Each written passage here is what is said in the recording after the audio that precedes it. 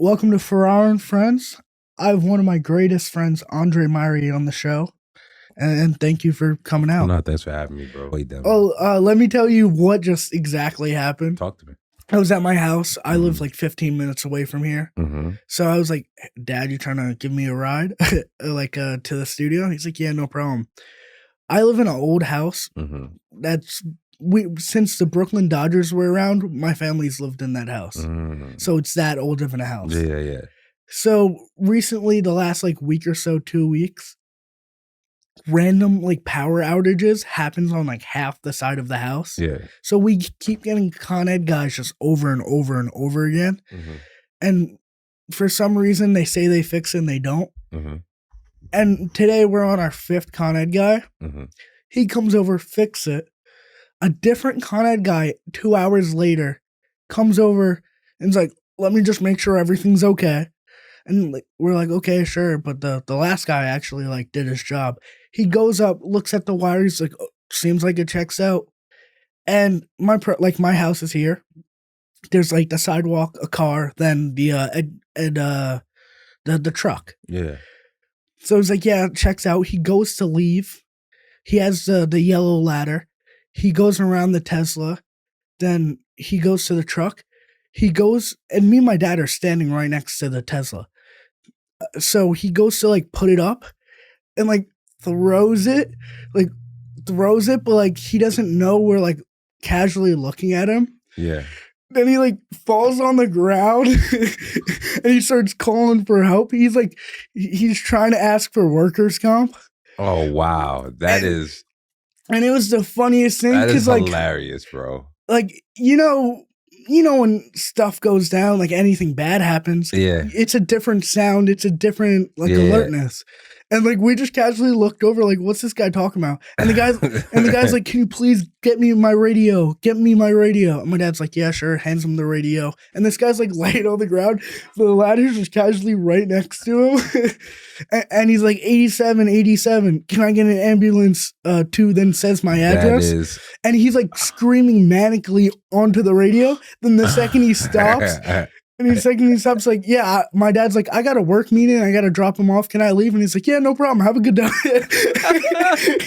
Which is the craziest. New York City, bro. Dude, that's why I kind of love this city. New York City. It's a love-hate thing. It's not a real place. But shit like that can happen at any given moment. That's so funny. That's fucking hilarious, bro. This is a hate crime or innocent guy. This is hilarious. I'm going to show you a picture of one person, but I'm going to give you 2 different backstories. One backstory is pretty much a hate crime, and one could be what they actually do. Okay. Okay, is this Rebecca Stonewall? A Silicon Valley woman who spat and yelled slurs at an Asian man? Or a 56-year-old math teacher who just beat breast cancer? Yeah, the stakes are high. This is a tough one. Yeah. She looks like Ellen DeGeneres, first of all, to me, personally. She's a nice smile. Yeah. Those, I'm gonna go with the first one. It's the smile that's really throwing me off. Right. Really? Yeah. First of all, I think if she just beat cancer, I don't think her hair would be that full at that particular point in time as well. Eyebrows are fully Your in hair right now. can grow back during chemo. I get it. Eyebrows are fully in already as well. I had a family member with I'm gonna go with the first one. Also, she looks like Ellen, and we know Ellen's not a nice person. Yeah, you are correct. I knew it. She's an awful human being. I think the worst about white women, so it was always going to be a hate crime for me. You guys are smart. This man right here, Michael Ree, is he a man charged with a hate crime, sexual assault, kidnapping a woman because he thought she was white, and while finding out in the back of his Toyota while he was kidnapping her, found out she was Asian and let her go? Or is this the reigning World Series of Poker champion? Dude, this guy went all in pocket threes. All right, what's the guess? This is very difficult. All right. One thing I know is he's probably a bad driver. All right. So we're going to go there. So the the fact that he had the ability to realize that it wasn't a while driving, I'm going to think is impossible for an Asian. So I'm going to go with innocent man. Ooh, no, he's a bad human being. He's a rapist? Oh, bro, how did you do that while driving, son? He's like one of a kind. No, dude, he's the GOAT. Yeah, no, because it's the car that threw me off. All right. If it wasn't a car, I'd went with the rapist because he looked creepy. But like once you said he realized it while driving, Asians can't do that. He's clearly a different breed of Asian. Yeah, he's the GOAT. His name's Donnie Wahlberg. Is he Donnie Wahlberg, young Donnie from New Kids on the Block? Is this the same? That's Donnie? Yeah. Or a 14-year-old boy who screamed slurs and threw stuff at an Asian man at age 14. Both. Nope, it's actually that's just Mark Wahlberg. Mark Wahlberg, his brother actually threw stuff at an Asian person. This is why I went both. Yeah. I said both. We did Mark Wahlberg last week. I love Ferraro&Friends. That young boy is so charming. He always has great guests. I wonder what he smells like. Where am I? Oh yeah, if you like the video, like and subscribe.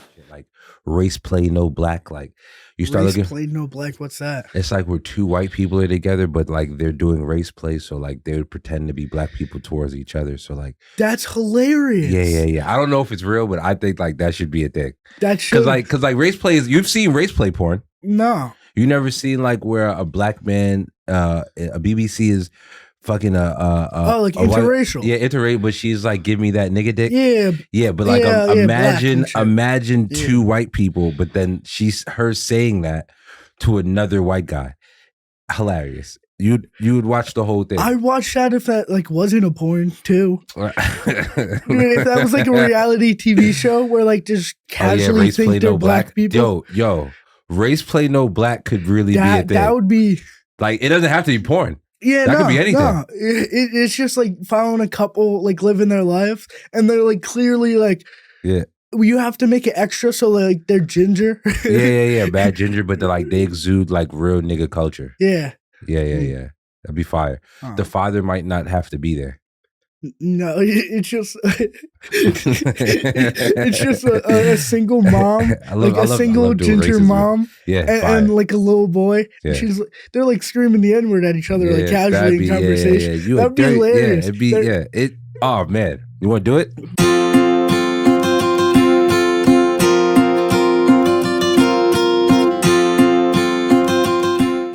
I actually want to executive that is a great idea for a Race TV Play show. No Black would be hilarious. Yeah. It's just I'd be alienated from the black community forever. No, dude, I think that show would get awards. Yeah, 1,000%. 1,000%. But I don't know where that show would be like able to play. Vice, maybe. I think the only way it would play and like do numbers is BET Plus, because that funny comedian. Can you imagine the irony? No, exactly. That'd be That's the point of it. The irony of Race Play No Black. It's like literally a white, because it'd be like, it's like essentially like, it would be like the nigger family from I can't say that one from Dave Chappelle, right? But like in modern times, essentially. Oh, are you talking about like you remember the blind guy? No. You don't remember the nigger family and when like it was a white family with the last name nigger. Oh yeah. But like they wouldn't be, their name wouldn't be, they would just be like a regular white family. Yeah. They would just call each other the N-word.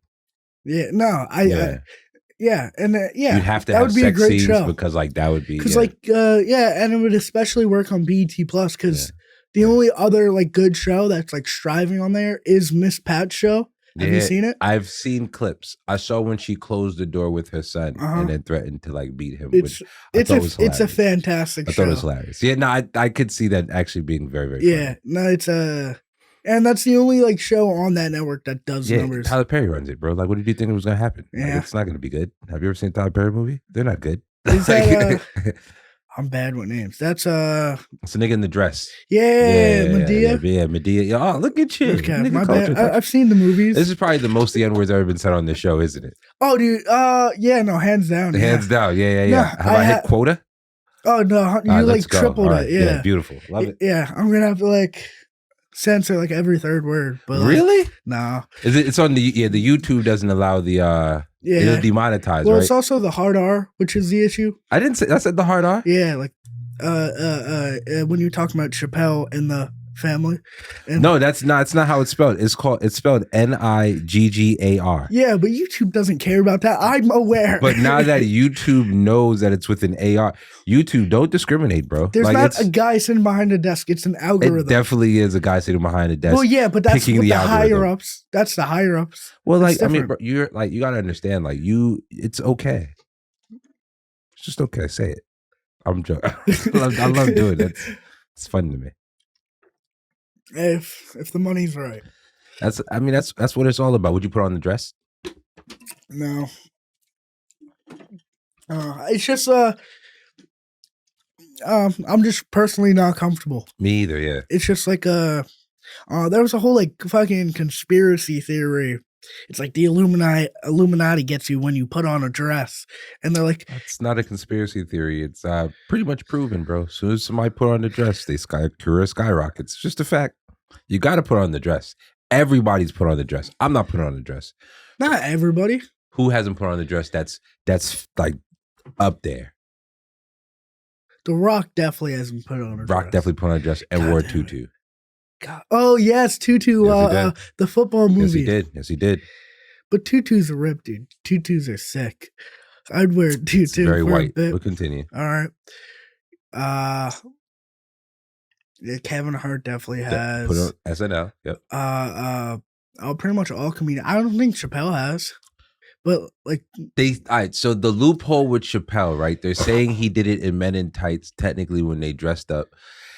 But then they were already in tights. So it's like, I don't know. I don't know.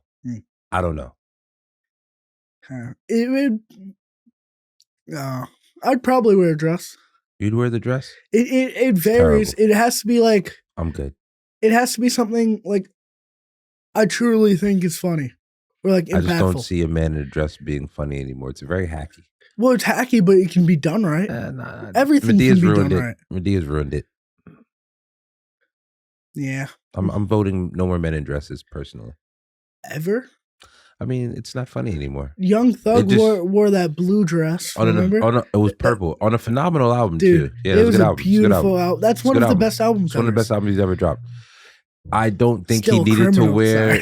I think Sexy Red and Young Thug are the same person. Sexy Red, is that the Pound Town? You know, that's Sky. Yeah, Coochie. Yeah, Ski Yee. Yeah. That's the one. Yeah, really? Yeah. You think so? Then the same person. I don't. They look the same. Probably have the same color vagina. All right. Honestly, like, well, that dude's definitely doing life in prison right now. You think he's doing life? He'll do 25 years. Yeah, that's pretty much life. No, it's not. He'll be out when he's like 52. You still get a good rap career off by then. He can still do like. Listen, Vibes Cartel is a Jamaican artist who's still dropping records in prison. This nigga drops an album every year from prison. Yeah, Melly's about to be free. Yeah, which I'm excited. You're excited for that murderer to walk the streets? He obviously killed him. He doesn't live where I live. I don't care. He doesn't live where I live. He's gonna be in New York City, bro. He's a great artist. He's gonna be walking around. No, I agree. Murder on My Mind was it's good. I mean, it's wild that he sung the song about the murder, and then he had a remix of it, "Mind on My Murder." Yeah, it's wild. Yeah, it's very OJ. It's crazy. Of it. Yeah. Hey, great artist. Yeah. Greatest athlete of all time is OJ Simpson. Ever? I don't think so. 1,000%. He was an animal, a dog, but 10,000 yards, 2 white bodies. Bojack. You can't. No. Bo Jackson doesn't have white bodies, bro. OJ has white bodies. Yeah, he is the greatest athlete of all time. It's not even close.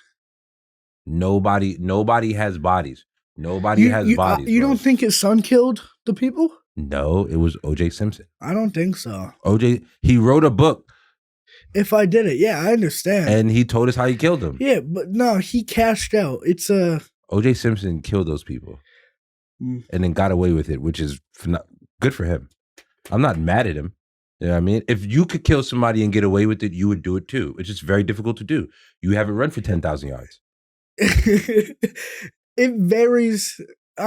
Definitely not at this point in my life. I'm not in a killing mood. You're not in a killing mode? There's a couple bodies I would love to catch right now. Yeah. Like right now. But I just know it's like really difficult to get.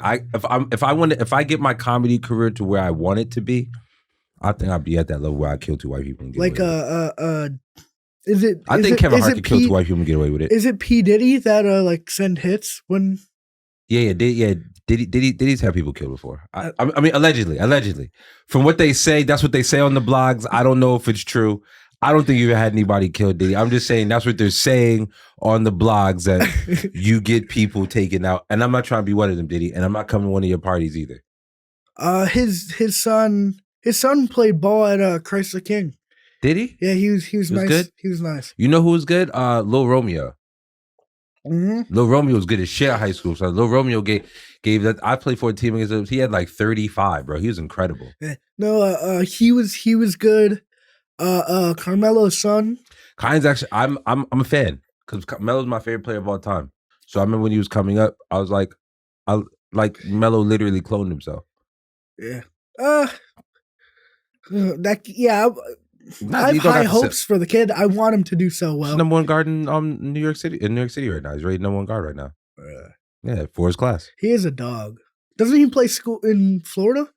Nah, he plays right here in EYB. Is it EY? Oh, yeah. No, he played Christ the King, then went to he's a beast, bro. That school in Florida, then came back. His skill set is there. He's just getting more and more athletic. It's gonna be him and Bryce. I don't think Bronny's gonna make it. Well, because Bronny had that injury. I didn't think I had like low. I didn't, even if he didn't have the injury, I just thought that Bryce just, if you watch Bryce, that he's sitting in the shadows right now, just brewing, dude. No, if you watch Bryce is just, it's just a smoother game. Like his game is it's got a little bit more of that sauce. Yeah, it's gonna transition way more into the NBA. Yeah, like hands down. He has a much smoother skill set. And he plays defense. Yeah. Bronny's a dog. Bronny got a great IQ. I just don't think his size matches up with the athleticism of what he's going to need to be able to. I think he's going to be a Lonzo type player. I like Lonzo Ball. Yeah. No, he's going to be a great athlete, but I like Lonzo. I think the younger like LaMelo is just going to rise. Yeah, LaMelo just has a smoother skill set. But I think that's a mindset, though, because I think Lonzo can do everything that all LaMelo can. He just not selfish. Yeah. Like LaMelo want to go give you 40. Mm-hmm. Lonzo, Jason Kidd. Like I thought when I saw Lonzo, I was like, that's Jason Kidd. That's the reincarnation of Jason Kidd. Yeah. Yeah, that's what he was. But, yeah, dude, there's like barely any white guys in the NBA anymore. It gets less. You guys, I mean, the MVP was just white. I mean, he's foreign. You're talking about American white? Yeah, that's never gonna happen. That's not. You got Chet Holmgren. He's gonna be all right. Hopefully. There's like a lot of people like him that are like unicorns. And I mean, like the foreign whites are pretty good. Like the foreign whites are decent. Yeah, Jokic is. But you know who's gonna be the best player in the NBA this year? Zion Williamson. I'm calling it right now. You think so? He shoots 62% from the field. He averaged 26, 8, and 5 on 62% shooting as a perimeter player. You can't stop him from getting to his left. He's 280 pounds with a 50-inch vertical. You can't stop him. You can't. He's gonna average 28, 8, and 5 on 61% shooting this year. Injury though. He's gonna be fine. If he doesn't get injured, I do completely agree. Best player. They would have before he got hurt. They would have number 1 seed. Yeah, because you can't stop him. No, he is an animal. I do agree, but injuries are a serious thing. Which I think yeah, he's if he always stays healthy, top 3 in the league every year. Best player in the league. Healthy best player in the league. He'll be the best player in the league without a consistent jump shot. It's gonna be incredible to watch. Do you know who I think's winning it all? It's a little like bullshit answer because like a lot of people they're like probably the number 1 seed. Boston. Dame and Giannis. Boston. You think Boston? Boston. Oh, they picked up Drew Holiday. Boston. That team's gonna be filthy. I don't want Boston to win. It's not. I don't either. Trust me, I hate Boston. Yeah. It's a racist piece of filth up there. But good people out there though. There's some very, very interesting individuals. I play, dude. They're like you either get intellectuals or you get complete morons. There's no in between. There's nobody who's on the fence. They're like real smart, real savvy people. Or I hate those people though. Huh? I love arrogant. I love an arrogant asshole like intellectual, bro. That's my shit. Yeah, no, but people. Like most of them are just fucking losers. What do you mean? Like well, when you're too smart, where you're just like that's your personality. Or you're like a dweeb. No. Dweebs are fine because dweebs like things I can relate to, like video games or like board games. No, those are nerds. So wait, what's a dweeb like? A dweeb is just like nobody likes a dweeb. A nerd is like cool. Yeah. A dweeb is just like he's like real smart, but like he's not. Like he's like weird. Like he's just socially awkward. It's a loser. Like loser is like very, very like distinctive. Like you know what a loser is. Yeah. A loser is somebody who's just socially ridiculously retarded. And like you can't talk to that person. I'm good with losers. I don't like losers. Really? Because they're insecure. I don't like insecure people. Oh, dude, you hate me then. You're insecure? Yeah, dude, 100%. Why are you insecure? It's most comics are insecure people. You guys should probably stop doing that. No, it's not. It'll help your comedy. No, I'm like a weirdo. Like I'm a very unique person. I'm. Would you say you're more socially awkward than insecure? No. You're like legitimately insecure. I'm genuinely like insecure, but I genuinely have a lot of confidence. If that makes sense. Oxymoronic. You've got it. No, because like for example, it helps me work harder. Cause like I go to like bad shows, like awful shows, the worst shows ever. Mm-hmm. And I still I go up there, I have the confidence to deliver it the same as a sold out show. But the second I get off stage, it's like, okay, I gotta watch that over. Like, oh, dude, I missed the punchline. I hate myself. I gotta rewrite that shit. That's not being insecure. That's a perfectionist. Like, you care about your craft. Yeah. Because are you a jealous person? Do you look at people and wish that you were in their position? No. Or do you feel like there are people who got shit before you that didn't deserve it? Because that's insecure. Because that's jealousy. And to be honest, like a little bit, but like nothing. Not that they didn't deserve it. It's like I'm gonna be jealous if someone's up and I'm not. I see. I don't have time for that because like I believe in myself too much. It takes too much time believing in yourself to be jealous of somebody. Like when you look at somebody in their position. Well, I think jealousy is the wrong word. Competition? No, I don't. Because being competitive is cool. No, competition's cool. I'm competitive as fuck. I'm all for that. I'm competitive to the point where I'm an asshole. Yeah, I think it's competition. It's like, oh, someone gets this thing, and I don't have that thing. Mm-hmm. Like, okay, I'm a little jealous. How do I get that? Are you self-aware though? Yeah, I'm very self-aware. Because like I, which is a weird thing. Like I only went to therapy like a handful of times. Mm-hmm. In like a short span.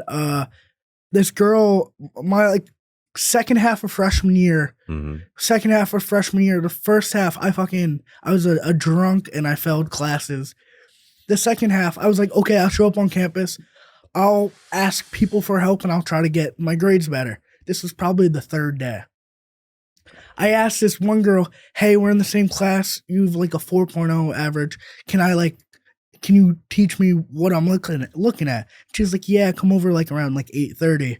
And I show up, I knock on the door, I hear nothing. I open the door and she has just razor marks all over her arms. And like I saved her, which was like pretty sick with my friend Jackie. I have to cut this out. But yeah, you're just saying names. Yeah, no, but but like I was like, maybe I should. Your friend Annabelle, who it's not, I'm changing the name for you, bro. Keep up. Nah, it's fine. I don't care about that. Cut it out now. Yeah, no. So I went to like therapy for like 3 times, and it wasn't like. It was like, oh, like maybe I should like I saw shit. Let me check this out. And the whole time the therapist was like, you're very self-aware about yourself.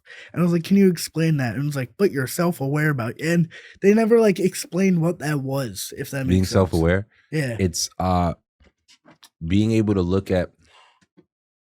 All right, if you can look at, we'll keep it strictly related to comedy.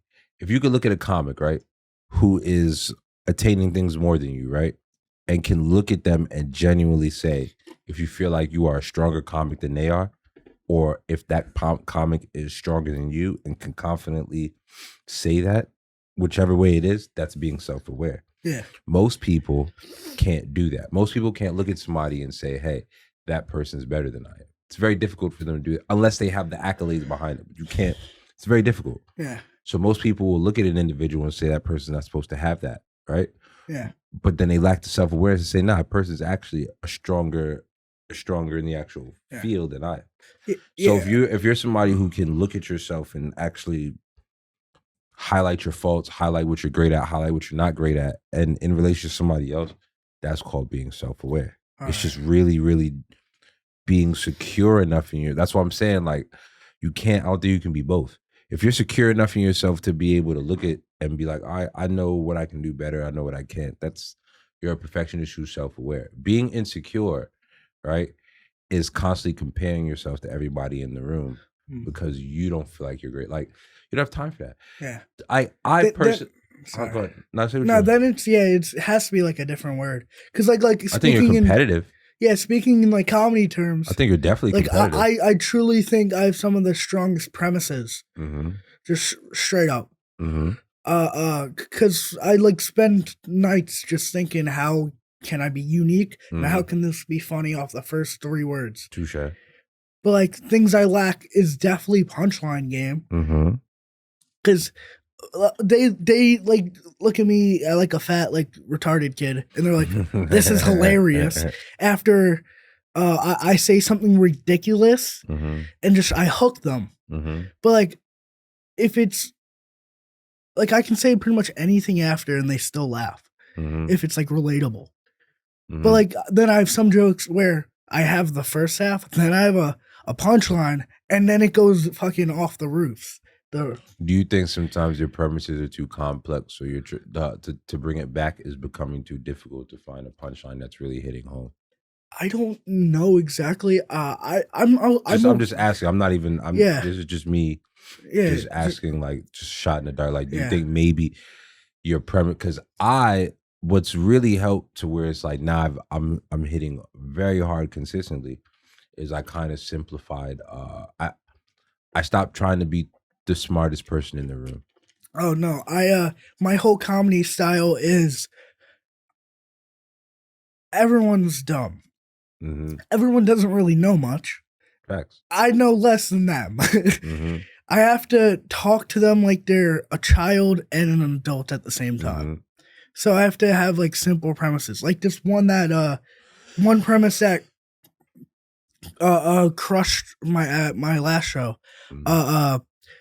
My family's not white trash, but we do white trash activities. Fire. Which is it's a simple thing to grasp and concept.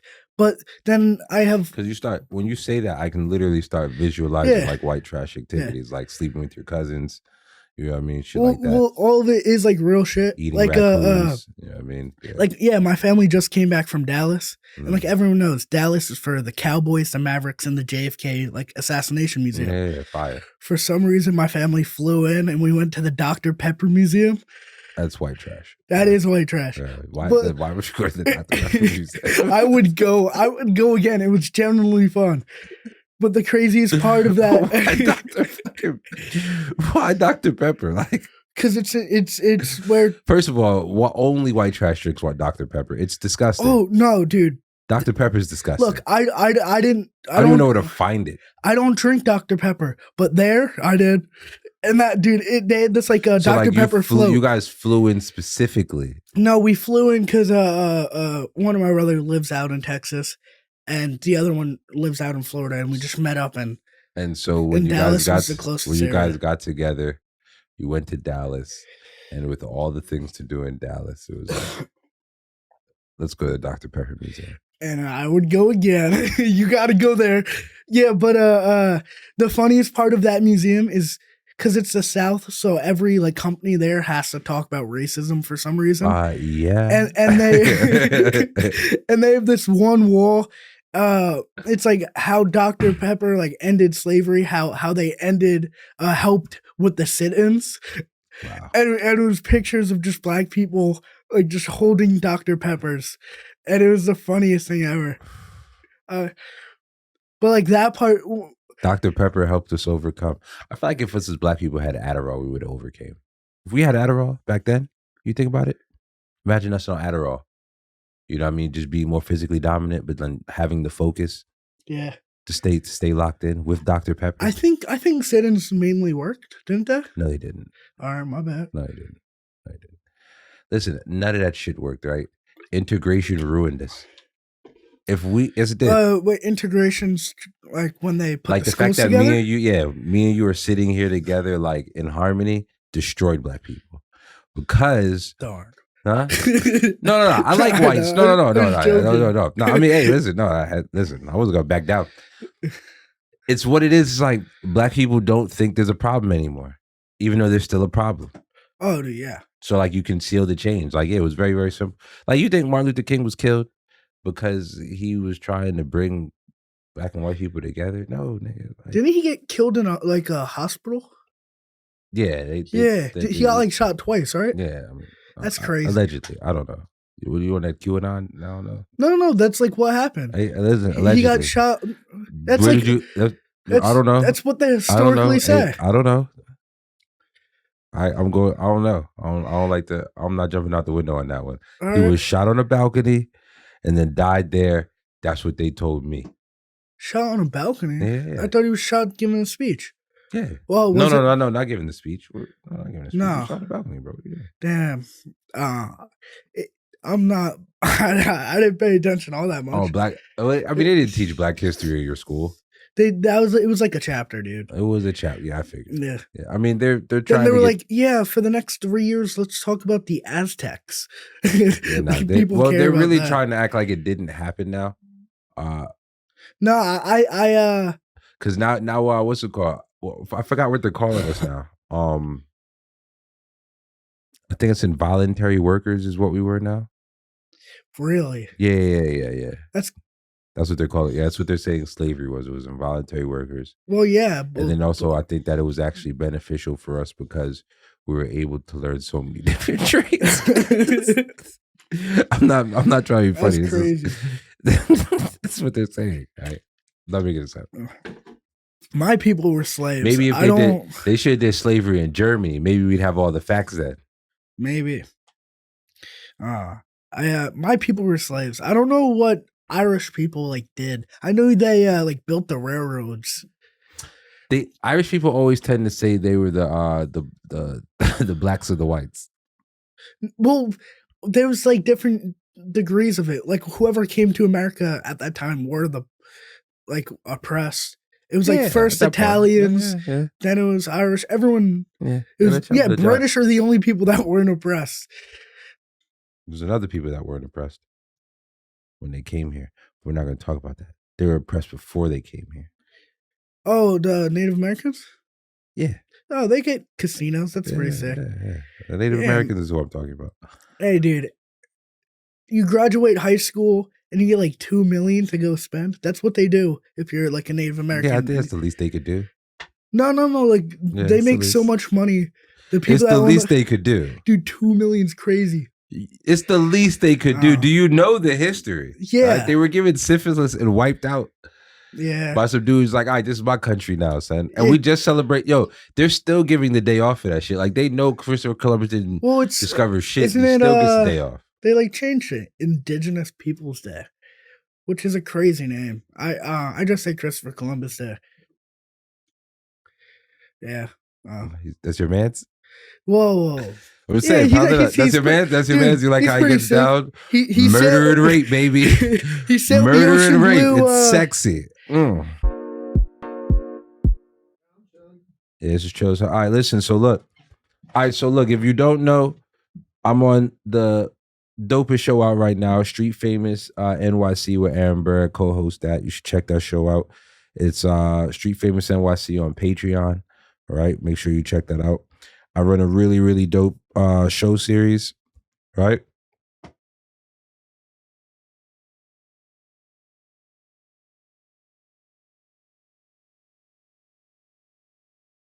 Sorry, I shouldn't have paused like that. I run a dope show called Lead Art Only, right?